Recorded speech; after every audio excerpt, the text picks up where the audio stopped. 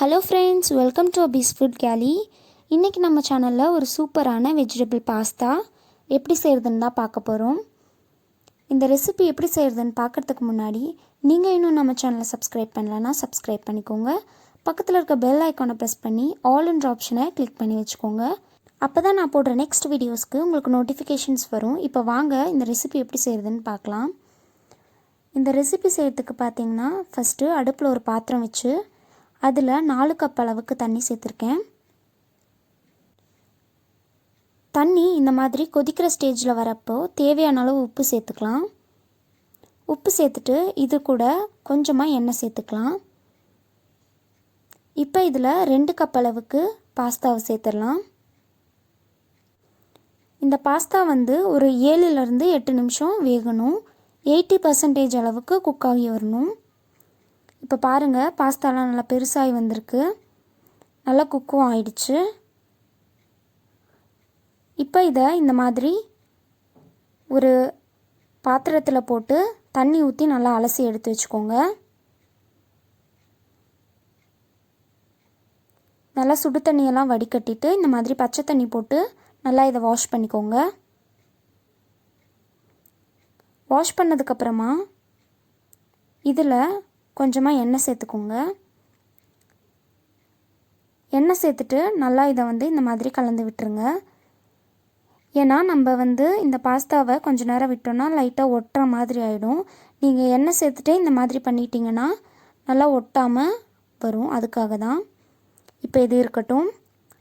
அடுப்பில் ஒரு கடாய் வச்சுருக்கேன். தேவையான அளவு எண்ணெய் சேர்த்துக்கலாம். எண்ணெய் சூடானதுக்கப்புறமா இதில் கொஞ்சமாக ஜிஞ்சர் கார்லிக், இஞ்சி பூண்டையும் குட்டி குட்டியாக கட் பண்ணி சேர்த்துருக்கேன். இது கூட 1 ஸ்பூன் அளவுக்கு பச்சை மிளகாய் சேர்த்துட்டு நல்லா கலந்து விட்டுறலாம். இப்போ 1 கப் அளவுக்கு வெங்காயத்தை சின்ன சின்னதாக நறுக்கி சேர்த்துருக்கேன்.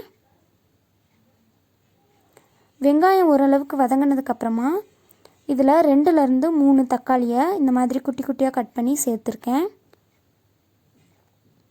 இப்போ எல்லாத்தையும் நல்லா கலந்து விட்டுறலாம். இது கூட மீடியம் சைஸ் கேரட்டை நறுக்கி இந்த மாதிரி சேர்த்துக்கலாம். நீங்கள் உங்களுக்கு பிடிச்ச வெஜிடபிள்ஸ் சேர்த்துக்கலாம். இது கூட சேர்த்துட்டு எல்லாத்தையும் நல்லா கலந்து விட்டுறலாம்.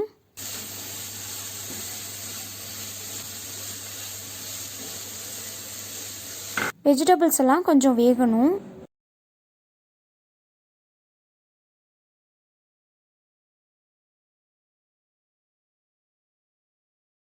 கடைசியாக இது கூட ஒரு 1/4 கேப்சிகம்மை இந்த மாதிரி நல்லா ஸ்கொயர் ஷேப்பில் கட் பண்ணி அதையும் சேர்த்துக்கலாம். சேர்த்துட்டு இது ஒரு 2 நிமிஷம் வேகட்டும். 2 நிமிஷத்துக்கு அப்புறமா இதில் கொஞ்சமாக தேவையான அளவுக்கு உப்பு சேர்த்துட்டு இதை நல்லா கலந்து விட்டுட்டு நம்ம மற்ற மசாலாஸ்லாம் இது கூட சேர்த்துடலாம்.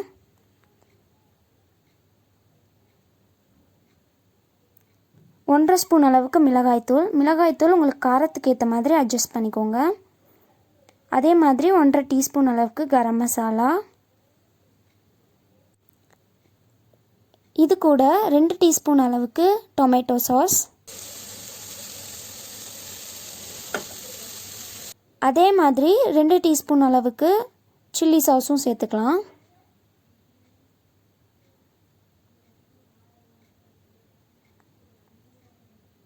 ஏற்கனவே நம்ம இதில் மிளகாய்த்தூளும் சேர்த்துருக்கோம். அதனால் உங்கள் காரத்துக்கு ஏற்ற மாதிரி சில்லி சாஸ், மிளகாய்த்தூள் இதெல்லாம் அட்ஜஸ்ட் பண்ணிக்கோங்க. இல்லைனா ரொம்ப ஸ்பைஸியாக இருக்க மாதிரி இருக்கும். உங்களுக்கு ஸ்பைஸியாக பிடிக்கும்னா நீங்கள் இந்த அளவே கூட சேர்த்துக்கலாம். நான் சொன்ன அளவில் சேர்த்தா ஸ்பைஸியாக இருக்கும். இப்போ எல்லாத்தையும் நல்லா கலந்து விட்டதுக்கப்புறமா இதில் நம்ம எடுத்து வச்சுருக்க பாஸ்தாவை சேர்த்துடலாம். சேர்த்துட்டு நல்லா கலந்து விட்டுருங்க. ஏற்கனவே இது 80% குக்காகி தான் இருக்குது.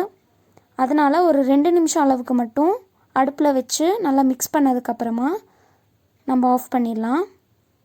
இந்த மாதிரி நல்லா சாஸ் எல்லாம் பாஸ்தாவில் ஒட்டுற மாதிரி நல்லா மிக்ஸ் பண்ணிடுங்க.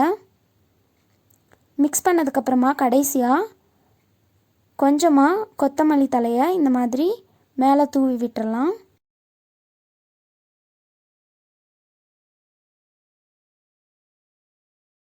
மேலே தூவி விட்டுட்டு நம்ம ஸ்டவ்வை ஆஃப் பண்ணிடலாம். பாருங்கள் எவ்வளோ சூப்பராக இருக்குன்னு பார்க்கறதுக்கே. அவ்வளோதான், நம்மளோட டேஸ்டியான அப்புறம் ஸ்பைசியான பாஸ்தா ரெசிபி ரெடி ஆயிடுச்சு. இந்த ரெசிபி எல்லாருக்கும் ரொம்ப பிடிச்ச ஒரு ரெசிபி. இந்த ரெசிபியை கண்டிப்பாக உங்கள் வீட்டில் ட்ரை பண்ணி பார்த்துட்டு எப்படி இருந்துச்சுன்னு கமெண்ட் செக்ஷனில் சொல்லுங்கள். இந்த வீடியோ உங்களுக்கு பிடிச்சிருந்தால் லைக் பண்ணுங்கள், ஷேர் பண்ணுங்கள், கமெண்ட் பண்ணுங்கள். மறக்காமல் அபீஸ் ஃபுட் கேலி யூடியூப் சேனலை சப்ஸ்கிரைப் பண்ணிக்கோங்க. பக்கத்தில் இருக்க பெல் ஐக்கானை ப்ரெஸ் பண்ணி ஆல் என்ற ஆப்ஷனையும் கிளிக் பண்ணி வச்சுக்கோங்க. அப்போ தான் நான் போடுற நெக்ஸ்ட் வீடியோஸ்க்கு உங்களுக்கு நோட்டிஃபிகேஷன்ஸ் வரும்.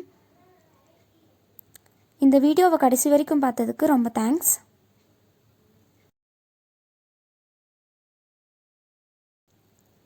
Thanks for watching.